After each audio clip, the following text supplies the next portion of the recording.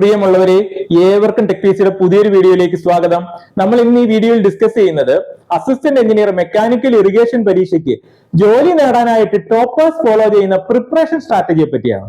അപ്പൊ ഇത് ഒരു ബിഗിനർ ലെവൽ തൊട്ട് അഡ്വാൻസ്ഡ് ലെവൽ ലേണേഴ്സിന് വരെ ഉപകാരപ്രദമായിട്ടുള്ള വീഡിയോ ആണ്. അപ്പൊ വീഡിയോ മുഴുവനായിട്ട് കാണുവാനായിട്ട് ശ്രമിക്കുക. വീഡിയോ ഉപകാരപ്രദമായെങ്കിൽ മാക്സിമം ആൾക്കാരിലേക്ക് ഷെയർ ചെയ്യാനായിട്ട് ശ്രമിക്കുക. അപ്പൊ ഈ പരീക്ഷയ്ക്ക് ഇതുവരെ അപ്ലൈ ചെയ്തിട്ടില്ലാത്ത ഉദ്യോഗാർത്ഥികൾ എത്രയും പെട്ടെന്ന് അപ്ലൈ ചെയ്യുക. ഇതിന്റെ കാറ്റഗറി നമ്പർ ശ്രദ്ധിച്ചാൽ 541/2025 ആണ്. നമ്മുടെ പോസ്റ്റിന്റെ പേര് അസിസ്റ്റന്റ് എഞ്ചിനീയർ മെക്കാനിക്കൽ എന്നാണ്. ഇറിഗേഷൻ ഡിപ്പാർട്ട്മെന്റിലേക്കാണ് നിയമനം. ഇതിന്റെ സ്കെയിലപ്പ് നോക്കിയേ, 55,200 തൊട്ട് 1,15,300 വരെയാണ്. ഒരു മെക്കാനിക്കൽ എഞ്ചിനീയറിംഗ് ഉദ്യോഗാർത്ഥിയുടെ ഡ്രീം പോസ്റ്റ് ആണ് അസിസ്റ്റന്റ് എഞ്ചിനീയർ ഇറിഗേഷൻ. ഇതൊരു ഗസറ്റഡ് പോസ്റ്റ് ആണ്, അതും കൂടെ മനസ്സിലാക്കുക. ഡയറക്റ്റ് റിക്രൂട്ട്മെന്റ് ആണ്. ഇതിന്റെ ഏജ് ലിമിറ്റ് നോക്കിയേ, 20 തൊട്ട് 40 വയസ്സ് വരെയാണ്. Category wise age relaxation applicable ആണ്. അപ്പൊ ഇതിന്റെ യോഗ്യതയായിട്ട് നോക്കിക്കഴിഞ്ഞാൽ degree in mechanical engineering or it's equivalent ആണ് പറയുന്നത്. അപ്പൊ ഇതിന്റെ വേക്കൻസി ആന്റിസിപ്പേറ്റഡ് ആണ്.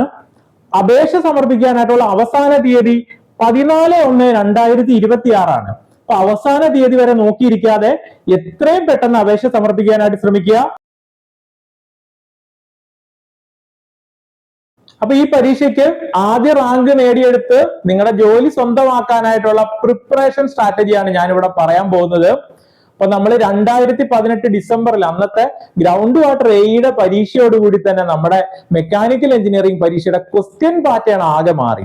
അപ്പൊ നമുക്ക് ജോലി നേടണമെങ്കിൽ നമ്മുടെ PSCയുടെ മാറുന്ന ട്രെൻഡ് ഫോളോ ചെയ്ത് അതനുസരിച്ച് പ്രിപ്പയർ ചെയ്താൽ മാത്രമേ നമുക്ക് ജോലി നേടിയെടുക്കാനായിട്ട് പറ്റത്തുള്ളൂ.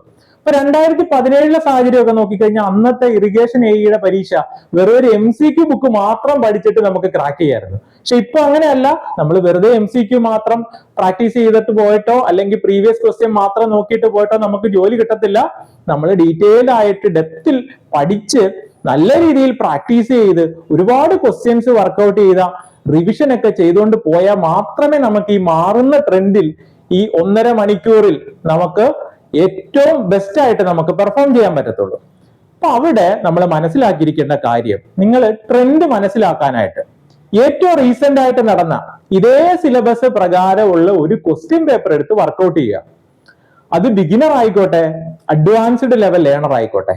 അപ്പൊ നിങ്ങൾ ഈ പരീക്ഷ ഓൾറെഡി എഴുതിയിട്ടുണ്ടെങ്കിൽ അതിന് മുമ്പുള്ള ഒരു പരീക്ഷ, അതായത് ഈ ലേറ്റസ്റ്റ് ആയിട്ടുള്ള ഈ സിലബസ് പ്രകാരമുള്ള ഒരു പരീക്ഷയുടെ ക്വസ്റ്റ്യൻ പേപ്പർ എടുത്ത് വർക്ക്ഔട്ട് ചെയ്യുക. അപ്പൊ ഇങ്ങനെ വർക്ക്ഔട്ട് ചെയ്ത് കഴിയുമ്പോൾ നമുക്ക് 50 മാർക്കോ അതിൽ താഴെയാണ് കിട്ടുന്നതെങ്കിൽ നമ്മൾ പ്രിപ്പറേഷന്റെ ഔട്ട് ഓഫ് ദ ബോക്സിലാണ്. അത് നിങ്ങൾ കൃത്യമായിട്ട് മനസ്സിലാക്കുക. അതൊരു അഡ്വാൻസ്ഡ് ലേണർ ആയിക്കോട്ടെ, അയാൾക്ക് 50 മാർക്കിന് താഴെയാണ് കിട്ടുന്നതെങ്കിൽ അയാൾ ഒരു ബിഗിനർ തന്നെയാണ് എന്ന് നിങ്ങൾ മനസ്സിലാക്കുക. ഇനി നിങ്ങൾക്ക് 60 മാർക്കും അങ്ങോട്ട് അതിന് മേലോട്ടുമാണ് കിട്ടുന്നതെങ്കിൽ നിങ്ങൾക്ക് അത്യാവശ്യം ഒരു ലെവൽ ഓഫ് നോളജ് ഉണ്ട്. അപ്പൊ പിന്നെ നിങ്ങൾക്കുള്ള കാര്യങ്ങൾ ഞാൻ ഇതിനിടയ്ക്ക് തന്നെ പറഞ്ഞുതരാം. പിന്നെ നമ്മൾ മനസ്സിലാക്കേണ്ട ഈ ക്വസ്റ്റ്യൻ ഒക്കെ നോക്കി കഴിയുമ്പോൾ നമുക്ക് നമ്മുടെ സ്ട്രെങ്തും വീക്ക്നെസ്സും നമ്മൾ ഐഡന്റിഫൈ ചെയ്യാനായിട്ട് ശ്രമിക്കുക.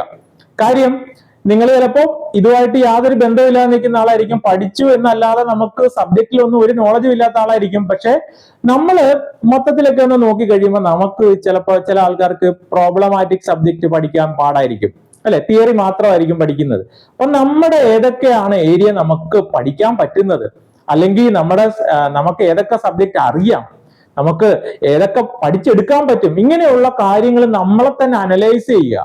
സ്ട്രെങ്തും വീക്ക്നെസ്സും എല്ലാം മനസ്സിലാക്കുക. അങ്ങനെ മനസ്സിലാക്കിയതിന് ശേഷം നമ്മൾ പ്രിപ്പറേഷൻ തുടങ്ങുക.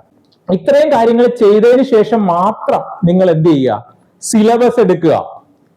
ഇപ്പോൾ ഉള്ള ഏറ്റവും ലേറ്റസ്റ്റ് ആയിട്ട് നടന്ന പരീക്ഷയുടെ സിലബസ് എടുക്കുക. അതോടൊപ്പം തന്നെ ഏറ്റവും ലേറ്റസ്റ്റ് ആയിട്ട്, അതായത് നമ്മുടെ ട്രെൻഡ് മാറിയതിനു ശേഷമുള്ള 10 പ്രീവിയസ് ഇയർ ക്വസ്റ്റ്യൻസ് കളക്ട് ചെയ്യുക. ഇത്രയും കാര്യങ്ങൾ എടുത്തതിന് ശേഷം ഈ സിലബസും പ്രീവിയസ് ക്വസ്റ്റ്യനും ഒക്കെ എടുത്ത് നമ്മളൊന്ന് അനലൈസ് ചെയ്യുക. ഒന്ന് അനലൈസ് ചെയ്ത് കഴിയുമ്പോഴത്തേക്ക് നമുക്ക് ഈ സിലബസിനകത്ത് ഇല്ലാത്ത കാര്യങ്ങളൊക്കെ ചോദിച്ചിട്ടുണ്ടോ എന്ന് നോക്കുക. അങ്ങനെ എല്ലാം കൃത്യമായിട്ട് അനലൈസ് ചെയ്തതിന് ശേഷം നമ്മൾ എന്ത് ചെയ്യുക? സിലബസിൽ ഇല്ലാത്ത കാര്യങ്ങളൊക്കെ ചോദിച്ചിട്ടുണ്ടെങ്കിൽ ആ ക്വസ്റ്റ്യൻ പേപ്പർ വെച്ചിട്ട് നമ്മൾ എന്ത് ചെയ്യണം? നമ്മുടെ സിലബസിനെ ഒന്നുകൂടെ ഒന്ന് ഡെവലപ്പ് ചെയ്യണം. അതിനുശേഷമേ നമ്മൾ എന്ത് ചെയ്യാവുള്ളൂ? ഈ സിലബസിനെ റെഫറൻസ് ആയിട്ട് എടുക്കാൻ പാടുള്ളൂ. ഓക്കെ, അത് നിങ്ങൾ കൃത്യമായിട്ട് മനസ്സിലാക്കുക. ഇനി ഒരു പഠിക്കാൻ തുടങ്ങുന്ന ഒരു ഉദ്യോഗാർത്ഥിയുടെ മൈൻഡിൽ ഉണ്ടായിരിക്കേണ്ട ഒരു മൈൻഡ് സെറ്റ് ആണ് ടോപ്പേഴ്സ് മൈൻഡ് സെറ്റ് എന്നാണ് ഞാൻ അതിനെ പറയുന്നത്. അപ്പൊ ഈ ടോപ്പേഴ്സ് മൈൻഡ് സെറ്റ് എന്ന് പറഞ്ഞാൽ എന്താണ്? നമ്മൾ പരീക്ഷയ്ക്ക് തയ്യാറെടുക്കുന്നതിന് മുമ്പേ നമ്മളാണ് പെർഫോമർ, നമ്മളാണ് കഷ്ടപ്പെട്ട് പഠിച്ച് ജോലി വാങ്ങേണ്ട ആള്. അപ്പം നമുക്കൊരു ടോപ്പേഴ്സ് മൈൻഡ് സെറ്റ് ഉണ്ടായിരിക്കണം. ടോപ്പേഴ്സ് മൈൻഡ് സെറ്റ് എന്ന് പറയുമ്പോൾ നമ്മളൊരു കാൻഡിഡേറ്റ് ആയിട്ട് ചിന്തിക്കണം, നമ്മൾ നമ്മുടെ മെന്റർ ആയിട്ട് ചിന്തിക്കണം, അതോടൊപ്പം തന്നെ നമ്മളൊരു ക്വസ്റ്റ്യൻ പേപ്പറിന്റെ പോയിന്റ് ഓഫ് വ്യൂവിലും ചിന്തിക്കണം. ഇപ്പൊ കാൻഡിഡേറ്റ് ആയിട്ട് ചിന്തിക്കുമ്പോൾ നിങ്ങളാണ് പെർഫോമർ. അപ്പൊ നിങ്ങൾക്കെതിരെ പല അപഹാസ്യങ്ങളും വരും. എന്തിനാണ് പരീക്ഷയ്ക്ക് പഠിക്കുന്നത്? അതോടൊപ്പം തന്നെ പരീക്ഷയ്ക്ക് പഠിച്ചിട്ട് യാതൊരു കാര്യവുമില്ല, പിൻവാതിൽ നിയമനം, അങ്ങനെ നെഗറ്റീവ് പറയുന്ന ഒരുപാട് ആൾക്കാർ കാണും. ചിലപ്പോൾ നമ്മുടെ വീട്ടിൽ തന്നെയാണ്, അച്ഛനും അമ്മയൊക്കെ പറയും. പക്ഷെ നമ്മൾ ഒന്നും കേൾക്കാത്ത മട്ടിൽ നമ്മൾ ബെറ്റർ ആയിട്ട് പെർഫോം ചെയ്യുക. ഒരു നെഗറ്റീവ് വാക്കിന് നമ്മൾ ചെവി കൊടുക്കരുത്. ഓക്കെ, ദെൻ നമ്മൾ നമ്മുടെ മെന്റർ ആയിട്ടും കൂടെ ചിന്തിക്കണം. മെന്റർ ആയിട്ട് ചിന്തിക്കുക എന്ന് പറഞ്ഞാൽ എന്താ? നമ്മളാണ് പെർഫോം ചെയ്യുന്നത്, നമ്മുടെ കാര്യങ്ങൾ നമുക്കേ അറിയത്തുള്ളൂ. അപ്പൊ നമ്മളെ എപ്പോഴും നമ്മൾ ഒരു കുഞ്ഞിനെ വാച്ച് ചെയ്യുന്ന പോലെ തന്നെ നമ്മൾ പുറത്ത് നിന്ന് നമ്മൾ വാച്ച് ചെയ്യണം. നമ്മൾ പഠിക്കാൻ പറ്റുന്നുണ്ടോ, നമ്മൾ കറക്റ്റ് ആയിട്ടാണോ ഫോളോ ചെയ്ത് പോകുന്നത്, എനിക്ക് സ്റ്റഡി പ്ലാൻ ഒക്കെ ഫോളോ ചെയ്യാൻ പറ്റുന്നുണ്ടോ, എല്ലാ കാര്യങ്ങളും നമ്മളെ ഒരു മെന്റർ വാച്ച് ചെയ്യുന്ന പോലെ നമ്മളെ തന്നെ നമ്മൾ വിലയിരുത്തണം. ഓക്കെ, അതിനുശേഷം ഓരോ കാര്യങ്ങളും പഠിക്കുമ്പോൾ നമുക്ക് എന്ത് വേണം? നമുക്ക് ക്വസ്റ്റ്യൻ എങ്ങനെയൊക്കെ വരാം, എങ്ങനെയൊക്കെ തിരിച്ചും മറിച്ചും ഒക്കെ പഠിക്കുമ്പോഴെല്ലാം ഓരോന്നിനെയും നമ്മൾ മനസ്സിൽ ഇതിനെ ചോദ്യങ്ങളായിട്ട് എങ്ങനെയൊക്കെ വരാമെന്നുള്ള ഒരു രീതിയും കൂടെ നമ്മൾ പഠിക്കുമ്പോൾ നമ്മൾ അതെല്ലാം ഓരോന്നിനെയും നമ്മൾ എന്ത് ചെയ്യണം? ഓരോ ചോദ്യങ്ങളായിട്ട് എങ്ങനെ വരാമെന്നുള്ള കാര്യങ്ങളൊക്കെ നമ്മൾ ചിന്തിച്ച് പഠിക്കണം. ഇതെങ്ങനെ തിരിച്ചും മറിച്ചും ട്വിസ്റ്റ് ചെയ്തൊക്കെ ചോദിക്കാം, അതിൽ നിന്നൊക്കെ എങ്ങനെ സ്റ്റേറ്റ്മെന്റ് ടൈപ്പ് ക്വസ്റ്റ്യൻസ് ചോദിക്കാം, അതിൽ നിന്ന് പ്രോബ്ലമാറ്റിക് ചോദിക്കാൻ പറ്റുമോ, ഇതെല്ലാം അതായത് ക്വസ്റ്റ്യൻ ഇടുന്നത് നമ്മളാണെങ്കിൽ നമുക്ക് എന്തൊക്കെ ചെയ്യാം, അങ്ങനെയുള്ള രീതിയിലും കൂടെ നിങ്ങൾ ചിന്തിക്കണം. ഓക്കെ, അപ്പൊ അത് നിങ്ങൾ കൃത്യമായിട്ട് മനസ്സിലാക്കുക. ദെൻ അടുത്ത നിങ്ങൾ ചെയ്യേണ്ട കാര്യം, ഇത്രയും കാര്യങ്ങൾ ചെയ്തതിന് ശേഷമേ നിങ്ങൾ നിങ്ങളുടെ പ്രിപ്പറേഷന്റെ കാര്യത്തിലേക്ക് പോകാവുള്ളൂ. ഇത്രയും കാര്യങ്ങൾ ചെയ്തു വെച്ചാൽ നമുക്ക് ചെയ്യാൻ പറ്റുന്ന കാര്യം എന്താണ്? നമുക്ക് ഫോളോ ചെയ്യാൻ പറ്റുന്ന രീതിയിൽ ഒരു സ്റ്റഡി പ്ലാൻ ഉണ്ടാക്കുക. അപ്പൊ നമുക്ക് ഫോളോ ചെയ്യാൻ പറ്റുന്ന രീതിയിൽ ഒരു സ്റ്റഡി പ്ലാൻ എന്ന് ഞാൻ പറയുമ്പോൾ പല കുട്ടികളും ചോദിക്കും, സാർ എത്ര മണിക്കൂർ പഠിക്കണമെന്നുള്ളത് നിങ്ങളെ ബേസ് ചെയ്തേ പറയാൻ പറ്റുള്ളൂ. നിങ്ങൾ പെട്ടെന്ന് പഠിച്ചെടുക്കാൻ പറ്റുന്ന ഒരു ഉദ്യോഗാർത്ഥിയാണെങ്കിൽ, ഒരുപാട് പെട്ടെന്ന് ഗ്രാസ്പ് ചെയ്യാൻ കഴിവുള്ള ഒരു ഉദ്യോഗാർത്ഥിയാണെങ്കിൽ നിങ്ങൾ ഒരുപാട് നേരം ഒന്നും പഠിക്കണ്ട. പക്ഷേ നിങ്ങൾ കൺസിസ്റ്റന്റ് ആയിട്ട് പഠിക്കുക. അതോടൊപ്പം തന്നെ ടൈം എഫക്റ്റീവ് ആയിട്ട് യൂട്ടിലൈസ് ചെയ്യുക. നിങ്ങൾ ജോലി നിർത്തിയിട്ടൊന്നും പഠിക്കാൻ ഞാൻ പറയത്തില്ല. നിങ്ങൾ കൃത്യമായിട്ട് കിട്ടുന്ന ടൈമിനെ ക്വാളിറ്റി ടൈം, എത്രയും നല്ല ക്വാളിറ്റി ടൈം നമുക്ക് സ്പെൻഡ് ചെയ്യണം പ്രിപ്പറേഷന്. അത് നിങ്ങൾ കൃത്യമായിട്ട് മനസ്സിലാക്കുക. അപ്പൊ ആ ഒരു രീതിയിൽ നിങ്ങളുടേതായിട്ടുള്ള രീതിയിൽ ഒരു സ്റ്റഡി പ്ലാൻ, നിങ്ങൾ ഡീറ്റെയിൽഡ് ആയിട്ടുള്ള ഒരു സ്റ്റഡി പ്ലാൻ ഡെവലപ്പ് ചെയ്യണം. അപ്പൊ ഈ ഡീറ്റെയിൽഡ് ആയിട്ടുള്ള സ്റ്റഡി പ്ലാൻ എന്ന് ഞാൻ പറയുമ്പോൾ അതിനകത്ത് നിങ്ങൾക്ക് ഡെയിലി ഉള്ള പഠിക്കാനുള്ള എന്തെല്ലാം കാര്യങ്ങളുണ്ടോ അതെല്ലാം അതിനകത്ത് ഉണ്ടായിരിക്കണം. ഡെയിലി നമ്മൾ എന്ത് ചെയ്യണം? ഡെയിലി MCQs പ്രാക്ടീസ് ചെയ്യാനായിട്ടുള്ള സ്ലോട്ട് അതിലുണ്ടായിരിക്കണം. അതോടൊപ്പം തന്നെ വീക്കിലി റിവൈസ് ചെയ്യാനായിട്ടുള്ള സ്ലോട്ട് ഉണ്ടായിരിക്കണം. റിവിഷൻ ടെസ്റ്റ് എഴുതാനായിട്ടുള്ള സ്ലോട്ട് ഉണ്ടായിരിക്കണം. അതോടൊപ്പം തന്നെ എന്ന് നമ്മൾ പഠിച്ചു തീർക്കും അതിനുള്ള ഒരു പ്ലാൻ ഉണ്ടായിരിക്കണം. അതോടൊപ്പം തന്നെ ഫുൾ പഠിച്ച് തീർക്കാനായിട്ടുള്ള ഡെഡ് ലൈൻസ് എല്ലാം അതിനകത്ത് ഉണ്ടായിരിക്കണം. അതോടൊപ്പം തന്നെ ഫുൾ പഠിച്ചു തീർത്തതിന് ശേഷം ഫുൾ സിലബസ് ബേസ് ചെയ്തിട്ടുള്ള പരീക്ഷ എഴുതാനും, അതോടൊപ്പം തന്നെ അതിനുശേഷം നമ്മുടെ പ്രിപ്പറേഷൻ ഗ്യാപ്പ് എല്ലാം ഐഡന്റിഫൈ ചെയ്ത് അതിനുശേഷം നമ്മുടെ പ്രിപ്പറേഷൻ ഗ്യാപ്പ് എല്ലാം നമ്മൾ മനസ്സിലാക്കി അതിനെ കറക്റ്റ് ചെയ്ത് നമ്മൾ ഫൈനൽ ലാപ്പ് റിവിഷൻ നടക്കുന്നത് വരെയുള്ള കാര്യങ്ങൾ ബേസ് ചെയ്തിട്ട് വേണം നമ്മുടെ സ്റ്റഡി പ്ലാൻ പ്രിപ്പയർ ചെയ്യാൻ. അതെല്ലാം അതിനകത്ത് ഉണ്ടായിരിക്കണം. നമ്മുടെ സ്റ്റഡി പ്ലാനകത്ത് ഞാൻ പറഞ്ഞ ഇത്രയും കാര്യങ്ങൾ ഉണ്ടായിരിക്കണം. എന്നിട്ട് നമ്മൾ എന്ത് ചെയ്യണം? പ്രോഗ്രസ് ചെയ്ത് പഠിച്ചു പോകുമ്പോൾ ഇതെല്ലാം നമ്മൾ കറക്റ്റ് ആയിട്ട് ഫോളോ ചെയ്യുന്നുണ്ടോ എന്ന് നോക്കുക. അല്ലെങ്കിൽ അതനുസരിച്ച് നമ്മൾ സ്റ്റഡി പ്ലാൻ എന്ത് ചെയ്യണം? ഇടയ്ക്കിടയ്ക്ക് നമ്മൾ കുറച്ചുകൂടെ റിവൈസ് ചെയ്തുകൊണ്ടിരിക്കണം. നമുക്ക് കൂടുതൽ പഠിക്കാൻ പറ്റുന്നെങ്കിൽ നമുക്ക് എന്ത് ചെയ്യാം? കുറച്ചുകൂടെ ദിവസം നേരത്തെ പഠിച്ചു തീർക്കുന്ന രീതിയിലൊക്കെ സ്റ്റഡി പ്ലാൻ നമ്മൾ സെറ്റ് ചെയ്യണം കേട്ടോ. അപ്പോൾ ഈ സ്റ്റഡി പ്ലാൻ എന്ന് പറഞ്ഞാൽ ഫൈനൽ അല്ല, പക്ഷെ നമ്മൾ ആദ്യം ഉണ്ടാക്കി വെക്കണം. പിന്നെ അതിൽ എന്ത് ചെയ്യണം? നമുക്ക് ചിലപ്പോൾ പഠിക്കാൻ സമയം കിട്ടുന്നില്ലെങ്കിൽ അതനുസരിച്ചൊക്കെ നമ്മൾ അതിനെ റിവൈസ് ചെയ്തോണം കേട്ടോ. അപ്പൊ അത് നിങ്ങൾ കൃത്യമായിട്ട് മനസ്സിലാക്കുക. ഈ സ്റ്റഡി പ്ലാൻ പ്രിപ്പയർ ചെയ്തതിന് ശേഷം, ഇപ്പോൾ നമ്മൾ പഠിച്ചു തുടങ്ങിയില്ല, സ്റ്റഡി പ്ലാൻ പ്രിപ്പയർ ചെയ്തതിന് ശേഷം നമ്മൾ ചെയ്യേണ്ടത് ഇതിന് നമുക്ക് അത്യാവശ്യം വേണ്ട സ്റ്റഡി മെറ്റീരിയൽസ് എല്ലാം കളക്ട് ചെയ്യണം. അത് ഹാർഡ് കോപ്പി തന്നെ വേണമെന്നില്ല, സോഫ്റ്റ് കോപ്പി ആയാലും മതി. എല്ലാ സ്റ്റഡി മെറ്റീരിയൽസും നമുക്ക് വേണം. ഇതെല്ലാം സ്റ്റാൻഡേർഡ് ബുക്സുകൾ ഫോളോ ചെയ്ത്, അതായത് സ്വന്തമായിട്ട് പഠിക്കുന്ന ആളാണെങ്കിൽ സ്റ്റാൻഡേർഡ് ബുക്സുകൾ ഫോളോ ചെയ്ത് പഠിക്കുക. അപ്പോൾ സ്റ്റാൻഡേർഡ് ബുക്സുകളൊക്കെ നമുക്ക് വേണം. ഓക്കെ, ഹാർഡ് കോപ്പി അല്ലെങ്കിൽ സോഫ്റ്റ് കോപ്പി വേണം. അതോടൊപ്പം തന്നെ നമ്മുടെ കയ്യിൽ എന്ത് വേണം? പ്രീവിയസ് ഇയർ ക്വസ്റ്റ്യൻസ് എല്ലാം വേണം. ഇത്രയും കാര്യങ്ങൾ കൈ വെച്ചിട്ടേ നമ്മൾ എന്ത് ചെയ്യാവുള്ളൂ, പഠനം തുടങ്ങാവുള്ളൂ. ഓക്കെ, ഇനി ഇത്രയും ബിഗിനർക്ക് വേണ്ടിയാണ് പറഞ്ഞത്. അഡ്വാൻസ്ഡ് ലെവൽ ലേണേഴ്സ് ആണെങ്കിൽ, ഓക്കെ, അഡ്വാൻസ്ഡ് ലെവൽ ലേണേഴ്സ് എന്ന് ഞാൻ പറയുന്നത് എപ്പോഴാണ്, 60 മാർക്കിന് മേളിൽ നമ്മൾ ആദ്യം പരീക്ഷ എഴുതി നമുക്ക് കിട്ടുന്ന ഒരാളാണെങ്കിൽ, ഓക്കെ, അഡ്വാൻസ്ഡ് ലെവൽ ലേണർ ആണെങ്കിൽ അയാൾ എന്ത് ചെയ്യുക, ഇത്രയും കാര്യങ്ങൾ അയാൾ ചെയ്യണമെന്നില്ല. അയാൾ എവിടെയൊക്കെയാണ് അയാളുടെ സ്ട്രെങ്ത് വീക്ക്നെസ് എല്ലാം ഐഡന്റിഫൈ ചെയ്തിട്ട് അയാൾക്ക് ഏതൊക്കെ സബ്ജക്റ്റിലാണ് മാർക്ക് പോകുന്നത് അതിന് ബേസ് ചെയ്തിട്ടുള്ള സ്റ്റഡി പ്ലാൻ ഉണ്ടാക്കുക. അറിയാവുന്ന കാര്യങ്ങൾ പിന്നെയും പഠിച്ചുകൊണ്ടിരിക്കാനായിട്ടുള്ള സ്റ്റഡി പ്ലാൻ വേണ്ട. അയാൾ കൂടുതൽ ഫോക്കസ് ചെയ്യേണ്ടത് എന്താണ്, കൂടുതൽ ക്വസ്റ്റ്യൻസ് ചെയ്യാനായിട്ട്. PSC യുടെ തന്നെ previous questions, other state PSC യുടെ പ്രീവിയസ് ക്വസ്റ്റ്യൻസ്, അതോടൊപ്പം തന്നെ ഗേറ്റിന്റെ നമുക്ക് ഒരുപാട് ലെവൽ ഇല്ലാത്ത 1 മാർക്ക് ക്വസ്റ്റ്യൻസിന്റെ ഒക്കെ നമുക്ക് ഫോളോ ചെയ്യാം. അതേപോലെ തന്നെ എഞ്ചിനീയറിംഗ് സർവീസിന്റെ ക്വസ്റ്റ്യൻസ്, സിമ്പിൾ ആയിട്ടുള്ള ക്വസ്റ്റ്യൻസ്, അതിലൊക്കെ അയാൾ ഫോക്കസ് ചെയ്യുക. അയാൾക്ക് മാർക്ക് പോകുന്ന ഏരിയാസിലൊക്കെ ഇതെല്ലാം അയാൾ കറക്റ്റ് ചെയ്യണം, അത് നന്നായിട്ട് വർക്കൗട്ട് ചെയ്യണം. അതിന് വേണ്ട തിയറീസ്, ആവശ്യമുള്ള തിയറീസ് ഒക്കെ അയാൾ നോട്ട് ചെയ്ത് പോവുകയും വേണം. അയാൾക്ക് എന്ത് വേണം, ഒരു സ്മാർട്ട് നോട്ട്ബുക്കും കൂടെ വേണം, അതായത് സ്മാർട്ട് സ്റ്റഡി നോട്ടും കൂടെ വേണം. അത് ഹാർഡ് കോപ്പി ആയിട്ടോ അല്ലെങ്കിൽ സോഫ്റ്റ് കോപ്പി ആയിട്ടോ അയാൾ നോട്ട് ചെയ്ത് പോവുക. ഓക്കെ, അപ്പൊ ഇനി ഇത് നമ്മുടെ ബിഗിനറിന്റെ കേസിലോട്ട് വന്നു കഴിഞ്ഞാലാ, ബിഗിനർ ഇതെല്ലാം ചെയ്ത് നമ്മുടെ നോട്ടെല്ലാം കളക്ട് ചെയ്ത് വെച്ചു, പ്രീവിയസ് ക്വസ്റ്റ്യൻ എല്ലാം കളക്ട് ചെയ്ത് വെച്ചു. ഇനി എന്ത് ചെയ്യണം, നമ്മുടെ സ്റ്റഡി പ്ലാൻ പ്രകാരം അയാൾ എന്ത് ചെയ്യണം, ഡെയിലി ഉള്ള ടാസ്കുകൾ കംപ്ലീറ്റ് ചെയ്ത് പോകണം. ഡെയിലി പഠിക്കുക, പഠനത്തോടൊപ്പം തന്നെ ഓരോ ദിവസവും കഴിയുന്ന കാര്യങ്ങൾ MCQ വർക്കൗട്ട് ചെയ്യണം. അതിനുശേഷം അന്ന് തന്നെ അയാൾ സ്മാർട്ട് നോട്ട് എഴുതി പോകണം. അതായത് പഠിക്കുക, അതിന്റെ പരീക്ഷ എഴുതുക, അതിന്റെ തെറ്റുകുറ്റങ്ങളൊക്കെ മനസ്സിലാക്കിയതിനു ശേഷം സ്മാർട്ട് നോട്ട്, അത് വളരെ ചെറിയ നോട്ടായിരിക്കണം, ഒരുപാട് ബൾക്കി ആയിട്ടുള്ള നോട്ട് വേണ്ട, സ്മാർട്ട് നോട്ട് മേക്ക് ചെയ്ത് പോകണം. അതോടൊപ്പം തന്നെ നമ്മൾ ഇങ്ങനെ ഗ്രാജുവലി പഠിച്ചു പോവുക, വീക്കിലി റിവിഷൻ ചെയ്യുക. അപ്പോഴും ഞാൻ പറഞ്ഞു, നമ്മുടെ ടോപ്പേഴ്സ് മൈൻഡ് സെറ്റ് അവിടെ വേണം. നമ്മൾ കറക്റ്റ് ആയിട്ട് ഫോളോ ചെയ്യുന്നുണ്ടോ എന്നുള്ളത് നമ്മൾ എന്ത് ചെയ്യണം, നമ്മളെ തന്നെ നമ്മുടെ മെന്ററായിട്ട് വാച്ച് ചെയ്യണം. നമ്മൾ കറക്റ്റ് ആയിട്ട് ഫോളോ ചെയ്യുന്നുണ്ടോ, പുറത്തുള്ള കോമ്പറ്റീഷൻ എന്താണ്, അങ്ങനെയുള്ള കാര്യങ്ങൾ എല്ലാം നോക്കണം. സ്വന്തമായിട്ട് പഠിക്കുന്നവരെ ബേസ് ചെയ്തിട്ടുള്ള കാര്യമാണ് ഞാനിവിടെ പറയുന്നത്. ഇനി കോച്ചിങ് എടുക്കുന്ന ആൾക്കാരാണ്, നിങ്ങൾക്ക് ഇത്രയൊന്നും കഷ്ടപ്പെടാൻ വയ്യെങ്കിൽ കോച്ചിങ് എന്ത് ചെയ്യുക, ഏറ്റവും നല്ല ഒരു ഇൻസ്റ്റിറ്റ്യൂട്ടിൽ കോച്ചിങ് എടുക്കുക. അത്യാവശ്യം നല്ല റിസൾട്ട് ഉള്ള, നല്ല അധ്യാപകരുള്ള, നല്ല മെന്ററുള്ള ഒരു ഇൻസ്റ്റിറ്റ്യൂട്ടിനെ ചൂസ് ചെയ്യുക.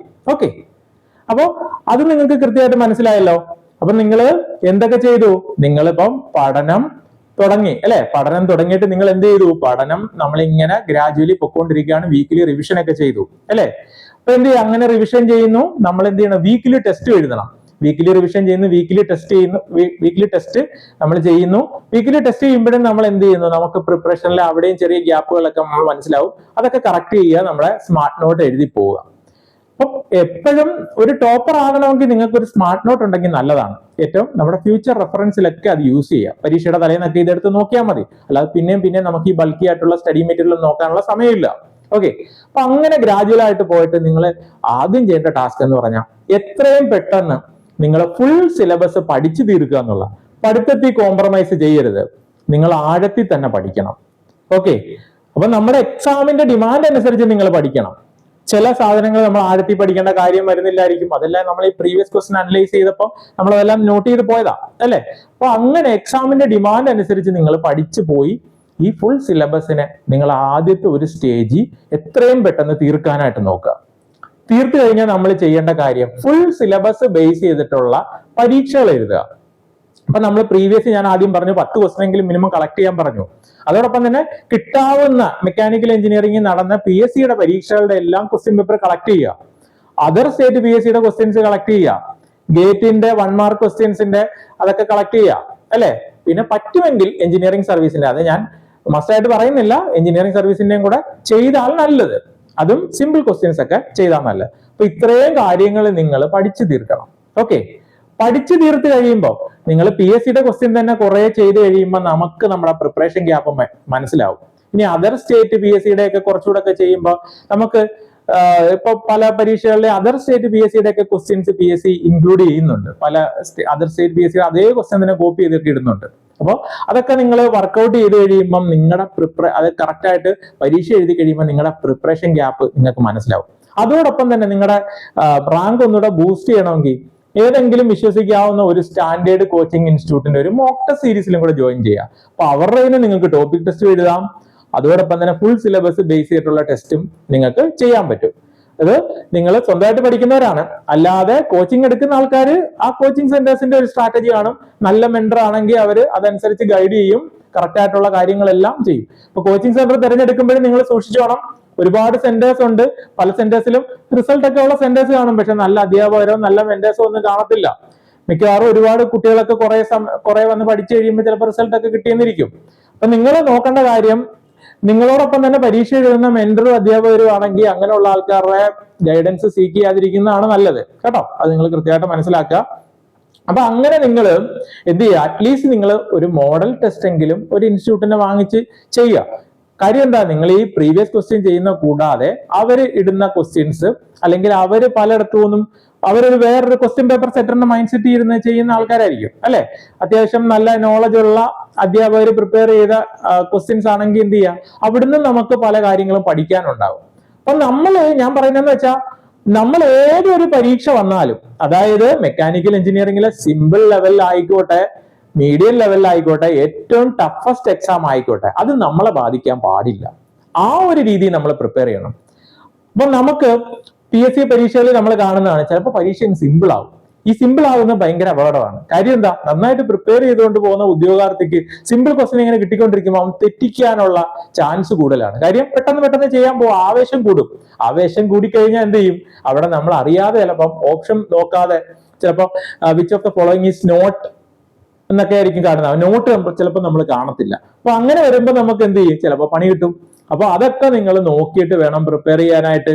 അപ്പൊ അങ്ങനെ നിങ്ങൾ കൃത്യമായിട്ട് നോക്കി പ്രാക്ടീസ് ചെയ്യണം കേട്ടോ. അപ്പൊ നമ്മൾ ഏത് വന്നാലും, അതായത് നമ്മൾ പരീക്ഷയിൽ എന്ത് വ്യത്യാസം വന്നാലും, എങ്ങനെയൊക്കെ ചോദ്യങ്ങൾ വന്നാലും, നമ്മൾ അതിനെ വളരെ മിനിമം ടൈം മാനേജ് ചെയ്ത് വളരെ മിനിമം ടൈമിൽ മാക്സിമം ബെറ്റർ ആയിട്ട് പെർഫോം ചെയ്യുന്ന രീതിയിൽ നമ്മൾ പഠിച്ചു പോവുക. ഓക്കെ, അപ്പൊ എന്ത് ചെയ്യാം, ഏറ്റവും സ്മാർട്ടസ്റ്റ് ആയിട്ട് ആ വളരെ മിനിമം ടൈമിൽ ഏറ്റവും സ്മാർട്ടായിട്ട് നമ്മൾ എന്ത് ചെയ്യുക, ടൈം മാനേജ് ചെയ്ത് ചെയ്യാനായിട്ടുള്ള സ്കില്ല് നമ്മൾ അക്വയർ ചെയ്തിരിക്കണം. കാര്യം നമുക്ക് പരീക്ഷയ്ക്ക് വളരെ ലിമിറ്റഡ് ടൈമേ ഉള്ളൂ. 100 ചോദ്യങ്ങൾ അല്ലെ, OMR പരീക്ഷ 100 ചോദ്യങ്ങൾ, അതിന്റെ ഉത്തരം കണ്ടെത്തുകയും അതിനെ നമ്മൾ OMR മാർക്ക് ചെയ്ത് പബ്ലിഷ് ചെയ്യുകയും ചെയ്യണം അല്ലെ. അപ്പൊ നമ്മൾ എപ്പോഴും എന്ത് ചെയ്യാം, 1 മണിക്കൂർ ഈ 100 ചോദ്യങ്ങൾ ചെയ്ത് പരിശീലിക്കണം. എന്നാലേ നമുക്ക് ആ പ്രഷേർഡ് ആയിട്ടുള്ള സിറ്റുവേഷനകത്ത് നമുക്ക് എന്ത് ചെയ്യാൻ പറ്റത്തുള്ളൂ, 90 മിനിറ്റിൽ നമുക്ക് 100 ചോദ്യങ്ങൾ എഴുതി തീർത്ത് അവസാനം നമുക്കൊന്ന് മൊത്തത്തിലൊന്ന് നോക്കാൻ പറ്റത്തുള്ളൂ. അപ്പൊ അങ്ങനെ പ്രാക്ടീസ് ചെയ്ത് പോവുക. ഇങ്ങനെ പ്രാക്ടീസ് ചെയ്തതിന് ശേഷം അടുത്ത ഒരു സ്റ്റേജ് റിവിഷൻ ചെയ്യാനുള്ള ടൈം ഉണ്ട് എങ്കിൽ, അപ്പൊ മിക്കവാറും നിങ്ങൾ പെട്ടെന്ന് ചെയ്യുകയാണെങ്കിൽ നിങ്ങൾക്ക് അതിനുള്ള ടൈം കിട്ടും. ഒന്നുകൂടെ റിവിഷൻ ചെയ്യുക. അവസാനം പരീക്ഷയ്ക്ക് മുമ്പ് ഒരു ഫൈനൽ ലാപ്പ് റിവിഷൻ. ഓക്കെ, അപ്പൊ ഈ ടെസ്റ്റ് സീരീസ് മാക്സിമം എഴുതാൻ പറയുന്നത് ഞാൻ എന്തിനാണ്, നിങ്ങളുടെ പ്രിപ്പറേഷൻ ഗ്യാപ്പ് ഐഡന്റിഫൈ ചെയ്ത് അത് കറക്റ്റ് ചെയ്യണം. അത് കറക്റ്റ് ചെയ്താല നിങ്ങൾ ചിലപ്പോൾ കുറെ നാളായിട്ട് പരീക്ഷ എഴുതിയിട്ട് കിട്ടാത്ത ഒരാളാണെങ്കിൽ പോലും നിങ്ങൾ ഈ നിങ്ങളുടെ പ്രിപ്പറേഷൻ ഗ്യാപ്പ് കറക്റ്റ് ആയിട്ട് മനസ്സിലാക്കാത്തതുകൊണ്ടാണ് നിങ്ങൾക്ക് ആ ജോലി കിട്ടാത്തത്. അപ്പൊ അത് കറക്റ്റ് ആയിട്ട് നിങ്ങൾ ഇത്രയും പരീക്ഷകൾ എഴുതി പ്രാക്ടീസ് ചെയ്ത് നിങ്ങൾ ചെയ്തു കഴിഞ്ഞാൽ നിങ്ങൾക്ക് നിങ്ങളുടെ പ്രിപ്പറേഷൻ ഗ്യാപ്പ് മനസ്സിലാവും. അപ്പൊ അത് കറക്റ്റ് ചെയ്താൽ നിങ്ങൾക്ക് ഈസി ആയിട്ട് പരീക്ഷ ക്ലിയർ ചെയ്യാവുന്നതേ ഉള്ളൂ കേട്ടോ. അപ്പോൾ അത് നിങ്ങൾ കൃത്യമായിട്ട് മനസ്സിലാക്കുക. അപ്പോൾ ഒരു പ്രാവശ്യം കൂടെ റിവിഷൻ ചെയ്യുക, അവസാനം ഒരു ഫൈനൽ ലാപ്പ് റിവിഷൻ. ഇത്രയും കാര്യങ്ങൾ നിങ്ങൾ കറക്റ്റ് ആയിട്ട് ചെയ്തു പോയി കഴിഞ്ഞാൽ, സിസ്റ്റമാറ്റിക് ആയിട്ട് അതിനകത്ത് നിങ്ങളുടെ പ്രിപ്പറേഷൻ യാതൊരു കോംപ്രമൈസും ചെയ്യാതെ കൺസിസ്റ്റന്റ് ആയിട്ട് ചെയ്യാൻ പറ്റിക്കഴിഞ്ഞാൽ നിങ്ങളെ ബീറ്റ് ചെയ്യാൻ ഒരാൾക്കും പറ്റത്തില്ല. അപ്പോഴും ഞാൻ പറയുന്നു, ഇപ്രാവശ്യം എന്തായാലും മിനിമം ഒരു 20 അഡ്വൈസ് ഒക്കെ എന്തായാലും നടക്കത്തുള്ളൂ. എന്തായാലും ഒരു 10, 20, 25 വേറെ ലിസ്റ്റ് ഒക്കെ ആയിരിക്കും മാക്സിമം ഇടുന്നത്. അപ്പൊ നിങ്ങൾ പരീക്ഷയ്ക്ക് കൺഫർമേഷൻ കൊടുക്കുന്ന ഒരു 5000+ ആൾക്കാർ കാണും. അതിൽ ഇങ്ങനെ ചെയ്യുന്നവർ വളരെ കുറവായിരിക്കും. അപ്പൊ ഇങ്ങനെ ചെയ്താൽ നിങ്ങൾക്ക് എന്തായാലും ആദ്യ റാങ്ക് തന്നെ നേടാൻ പറ്റും. അപ്പൊ നിങ്ങൾക്ക് ഏവർക്കും നന്നായിട്ട് പ്രിപ്പയർ ചെയ്യാൻ പറ്റട്ടെ എന്ന് ആശംസിച്ചുകൊണ്ട് ഇന്നത്തെ ക്ലാസ് ഇവിടെ നിർത്തുന്നു. Thank you.